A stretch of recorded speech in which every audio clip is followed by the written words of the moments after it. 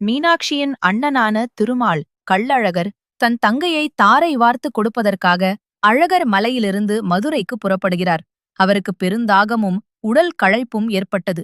அப்போது வழியிலிருந்த மீனவ பக்தர்களின் இல்லங்களுக்கு அவர் சென்றார்.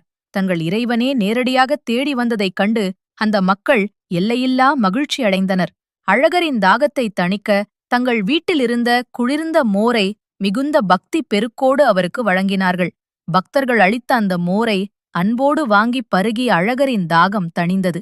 அந்த எளிய மக்களின் களங்கமில்லாத அன்பிலும் உபசரிப்பிலும் மனமகிழ்ந்த இறைவன் தன் பயணம் மற்றும் வெயிலின் களைப்பு நீங்க அந்த மீனவர்களின் இல்லத்திலேயே தன்னை மறந்து நிம்மதியாக தூங்கிவிட்டார்.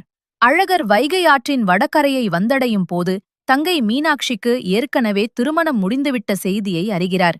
தான் வருவதற்குள் தங்கையின் திருமணம் முடிந்துவிட்டதே என்ற கோபத்திலும் வருத்தத்திலும் அழகர் மதுரை நகருக்குள் வைகைக்குத் தெற்கே நுழைய மறுக்கிறார். தங்கை மீனாட்சியும் சுந்தரேஸ்வரரும் வைகை ஆற்றங்கரையில் வந்து அழகரை சமாதானப்படுத்த முயல்கிறார்கள். அவர்கள் கொண்டு வந்த சீர்வரிசைகளை மட்டும் ஏற்றுக்கொண்டு